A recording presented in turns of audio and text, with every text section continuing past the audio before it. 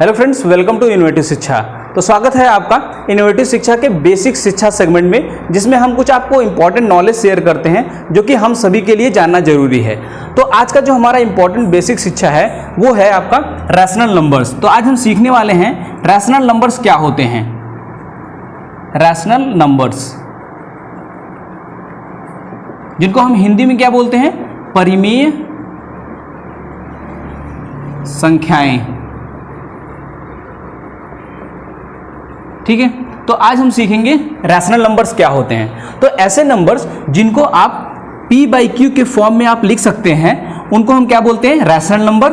पर आपको ध्यान ये रखना है कि यहाँ पे जो q है वो आपका 0 के बराबर नहीं होना चाहिए। जहाँ पे p और q क्या है, p और q जो है वो इंटीजर्स हैं। ठीक है, तो आपका जो p और q जो है वो आपका इंटीजर्स हो सकते हैं। अब इंटीजर क्या होता है ये आपको पता होना चाहिए। तो इंटीजर जो है वो एक तरह से कलेक्शन ऑफ नंबर्स होता है, जिसके अंदर हम क्या क्या शामिल करते हैं। उसके अंदर नेगेटिव नंबर्स होते हैं, जैसे कि -3, -2, -1, 0, 1, 2, 3 डॉट डॉट डॉट। तो ये जो कलेक्शन ऑफ नंबर्स होते हैं इन्हीं को हम क्या बोलते हैं, इंटीजर्स। ठीक है, तो ऐसे नंबर जिनको आप p बाई क्यू के फॉर्म में आप लिख पाते हैं उन नंबर्स को हम क्या बोलते हैं, रैशनल नंबर्स बोलते हैं। ठीक है, बात समझ में आ गई। चलिए कुछ एग्जांपल भी देख लेते हैं। जैसे मान लीजिए आपको एक नंबर दे दिया गया 3/4। ठीक है, तो ये एक रैशनल नंबर का एक एग्जांपल हो गया, क्योंकि आप इस नंबर को ऐसे p बाई क्यू के फॉर्म में आप लिख सकते हैं, जहां पे आपका जो p और q है वो क्या है, इंटीजर्स हैं। ठीक है, जिसमें और q जो है वो 0 के इक्वल नहीं है। तो ये एक बहुत ही अच्छा एग्जांपल है किसका, रैशनल नंबर का। तो देखिए इसमें आपको एक चीज और जान लेना चाहिए।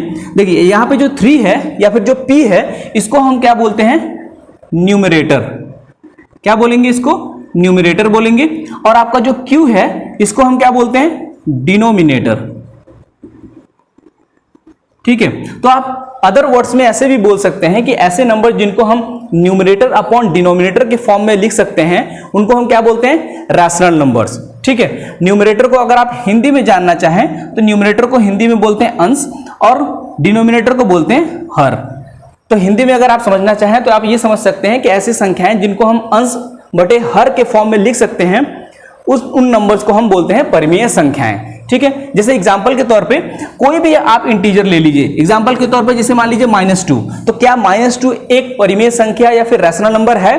तो आंसर होगा हाँ है। क्यों है? क्योंकि आप इस इंटीजर को -2/1 के फॉर्म में लिख सकते हैं। ठीक है, जैसे आप 0 ले लीजिए, इसको भी आप 0/1 के फॉर्म में लिख सकते हैं। ठीक है, 3 है, 3 को भी आप 3/1 के फॉर्म में लिख सकते हैं। तो इस तरह से आप ऐसे भी समझ सकते हैं कि ये सारे के सारे जो इंटीजर्स हैं वो क्या हैं, रैशनल नंबर्स हैं। ठीक है, तो अगर वीडियो अच्छी लगी हो तो प्लीज़ लाइक करें, शेयर करें और सब्सक्राइब तो जरूरी कर दें। Thank you very much, have a nice day.